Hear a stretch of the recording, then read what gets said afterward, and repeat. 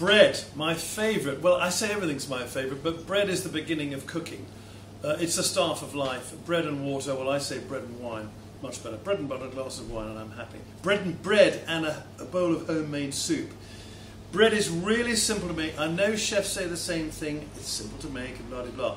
It's simple if you know what you're doing. It's like embroidery or riding a bicycle. But once you start making bread, and we do this on our courses of the cooking experience, everybody makes bread when they first come, and they go home and they say, yes, I'm going to make bread. So let's get down to it. You need flour, obviously, and this is the flour I use, and I won't show you a brand. Just go and buy some bread flour. Bread flour says strong bread. Those are the two words, strong bread flour on the packet. It means the gluten content is higher, it's got a higher protein content, and it makes much better bread than with ordinary plain flour. Now this is white flour. You can use brown and white. The combination is up to you. 20% white, 80% brown. That's what I do. And I use a granary flour, which is fabulous. You need yeast. Yeast comes now in packets, which you simply open and shove into here.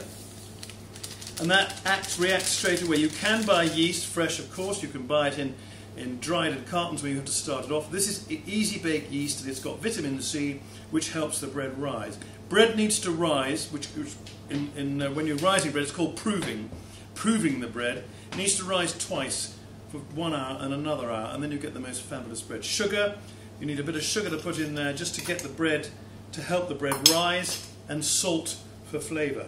Don't put too much salt in, because you could overdo it, and then it starts inhibiting the yeast. Mix it round with a wooden spoon in a bowl. Now, you can use a dough hook, you can use a bread machine, you can go to the supermarket and buy bread.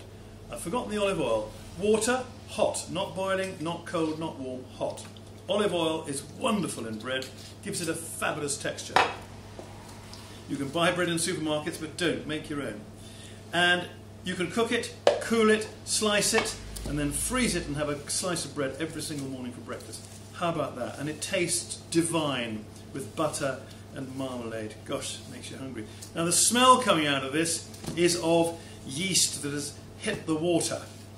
It's also reacting with the gluten in the flour, and the gluten is what's in the wheat that helps the bread stretch. It's a vital part of bread making. I've tried to make gluten-free bread and I cannot do it. It is impossible for me. I just can't do it. So gluten-free bread, go and buy it from the supermarket. They do a very good job.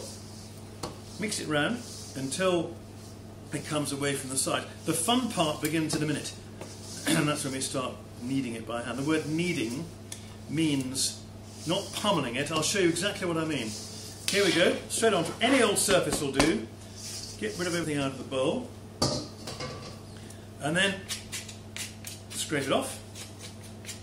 Now I've got a total of 1 kilo of flour, which is enough in my opinion to knead. You don't want any more than that. Now have some flour ready. Put some on your hands, not too much. If you put too much flour into your dough, you will dry it up and then it won't rise. It will rise, but not as well. The kneading process is terrific fun. You can use your fist if you're feeling a bit aggressive. You need to let off some steam. You can use the ball of one hand and go like that, and then the ball of the other hand and go like that.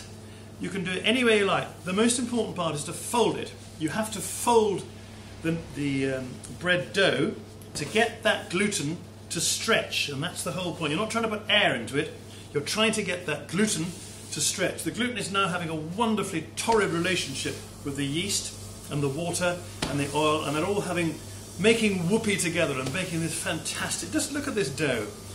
In about 1.5 minutes you've created a dough from powder. Isn't that wonderful? And I didn't need any extra flour, notice. It's a bit sticky, put up with it. It has to be moving, this dough. You want to do this for 10 minutes. I'm going to do it off camera in a minute, because all you need to do is just time it. I've done 2. 8 minutes to go.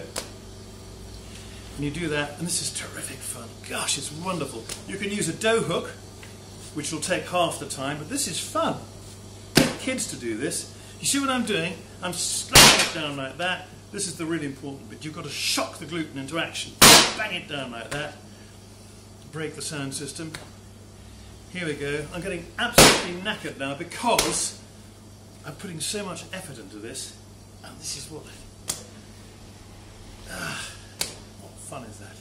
So that now goes into, I won't do it yet, but it goes into a bowl. You oil the dough, cling it and leave it for an hour. Take it out, which we'll do in a minute. Take it out and then split it up and let it prove again for a second time for another hour before you put it in the oven.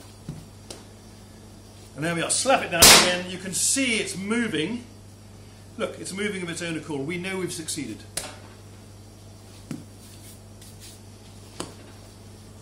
Now I'm going to put that into the...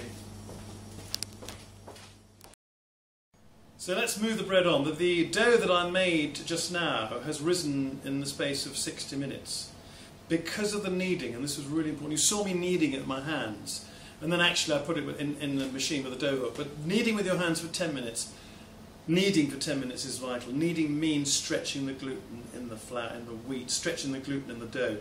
Take your oiled cling film off because that stops the dough sticking to the bowl. You've oiled the dough, which means the dough comes straight out. Now the difference between that and what we saw when I was making the bread in the dough, it's doubled in size. Look at the way it's all beautifully gluey and it's changed completely.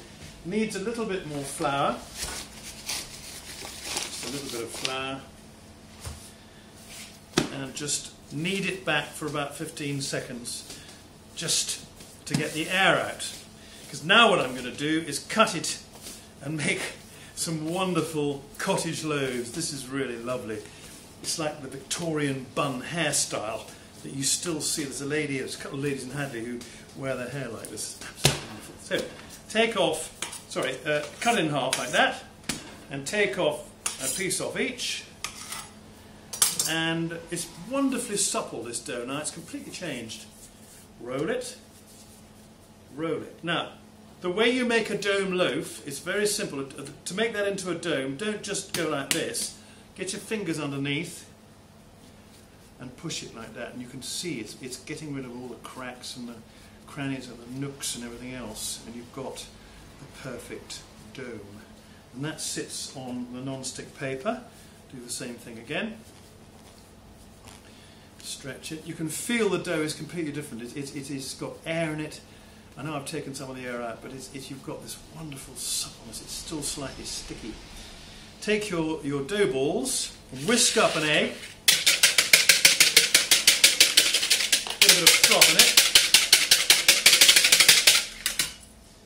it, and then take a brush and brush the dome loaves, the dome doughs, here I can't say it properly, dome loaves, brush the domes with egg. The egg does two things. It helps this top bit stick to the loaf, the dome dough, but also it gives it a wonderfully golden crust. Okay, you now put those on top, and you put that on top, and you brush. Now how do you keep these this bit here, how do you keep it on the bottom one? I'm going to show you.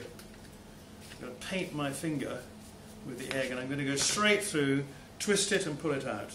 Another layer of, it's a bit undignified this, but it works. And that keeps the top sticking to the bottom. The last thing I'm going to do is I'm going to sprinkle with flour, any old flour will do. This is lovely and it makes it look really rustic. That then proves for another 45 minutes, it'll double or triple in size. You whack it in the oven for 25 minutes and there is your beautiful bread. And we'll show you when it's done and we'll show you what a wonderful loaf of bread it is. So we made the bread, we did it from the dough stage, we brewed it once, we brewed it twice, we baked it, and here's the result. Look at these little darlings here, aren't they wonderful? Now, I can never find a cake rack in my kitchen, so I just turn them out on the work surface. The reason for that is that if you leave them sitting on the tin, they get all sweaty. We don't like sweaty bottoms, do we? Okay, to test whether the bread is ready, you tap it underneath, and that's all hollow. It sounds hollow, and it's not sinking back in again. If it does, and it's a bit pale underneath, whack it, give it another 7 minutes in the oven, and that's your bread. Isn't that beautiful? Two beautiful cottage loaves. I'll let them cool down for a minute, and then we'll cut them up.